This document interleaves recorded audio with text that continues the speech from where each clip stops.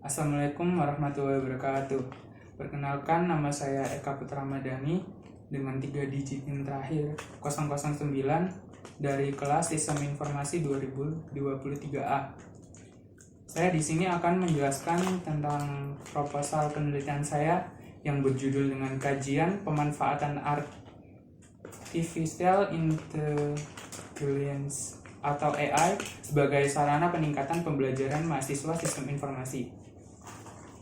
Selanjutnya ada latar belakang dari penelitian ini adalah kemajuan teknologi digital yang dipadu dengan telekomunikasi telah membawa komputer memasuki masa-masa revolusinya. Di awal tahun 1970-an, teknologi PC atau personal komputer mulai diperkenalkan sebagai alternatif pengganti mini komputer. Dengan sebuah komputer saja yang dapat diletakkan di meja atau desktop, seseorang dapat memperoleh data atau informasi yang telah diolah oleh komputer dan pengelolaan data-data yang sudah dikumpulkan tetapi juga menjadi lebih efisien. Perkembangan teknologi telah berkembang begitu pesat dengan mengikuti perkembangan era zaman sampai sekarang. Dengan realitasnya, saat ini penggunaan teknologi yang ada teramat penting bagi masyarakat di berbagai aspek, khususnya yang berkecimpung di bidang teknologi. Sekarang komputer dan ponsel pintar yang sering kita gunakan atau smartphone yang biasa kita bawa kemana-mana bisa mengelola berbagai basis teknologi kecerdasan AI. Selanjutnya ada tujuan dari penelitian ini. Yang pertama, menganalisis pemanfaatan AI dalam peningkatan kualitas pembelajaran mahasiswa sistem informasi. Yang kedua, mengidentifikasi kendala yang mungkin timbul dan menawarkan solusi untuk mengatasi hambatan tersebut. Yang ketiga, menganalisis dampak jika mahasiswa menyalahgunakan kecerdasan buatan atau AI tersebut. Selanjutnya ada manfaat dari penelitian ini, yakni memberikan kegunaan sebagai bentuk panduan dalam memahami materi tentang pemanfaatan penggunaan AI dalam pembelajaran. Yang kedua, diharapkan adanya peningkatan pemahaman konsep tentang pemanfaatan AI agar dapat memotivasi pembelajaran seluruh mahasiswa sistem informasi.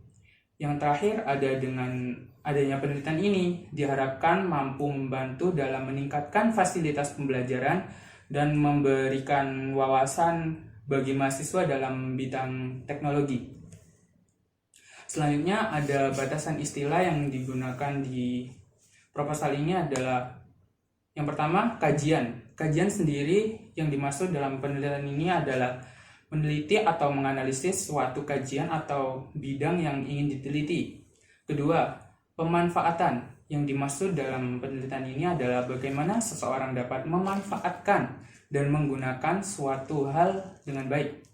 Yang ketiga, artificial intelligence atau AI yang dimaksud dalam penelitian ini adalah kecerdasan buatan yang dikembangkan oleh manusia dan bisa digunakan untuk menyelesaikan suatu permasalahan yang kompleks.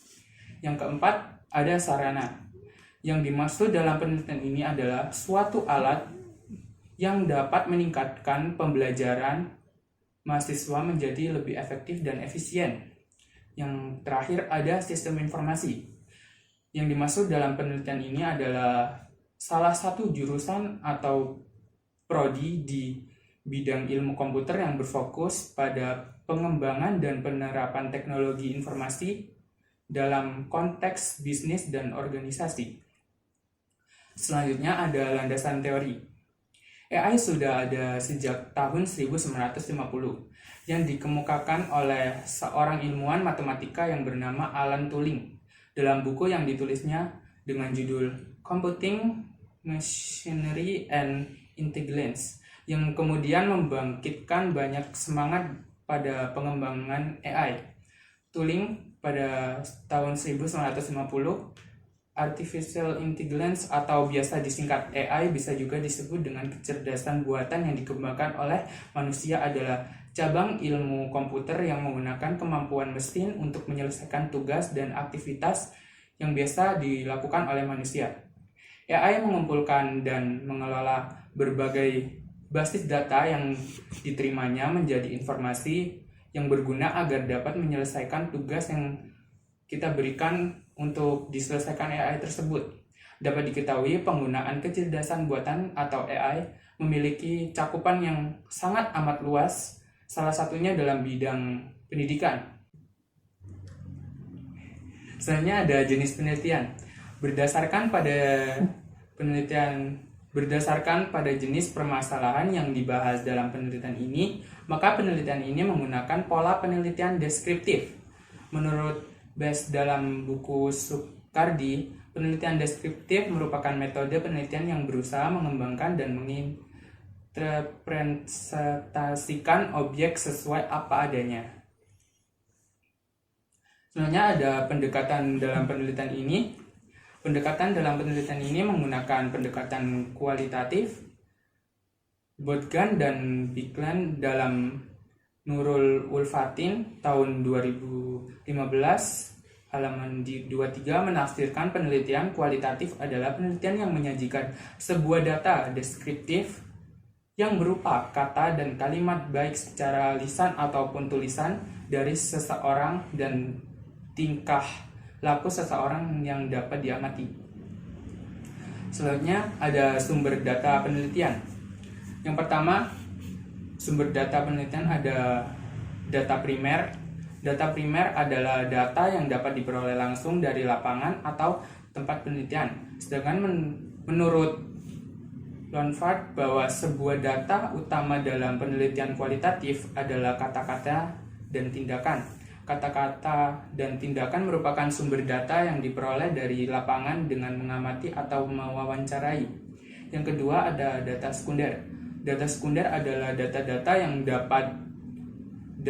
didapat dari sumber bacaan dan berbagai macam sumber lainnya, yang terdiri dari surat-surat pribadi, buku harian, notulen dari rapat hasil perkumpulan, sampai dokumen-dokumen resmi dari berbagai instansi pemerintah.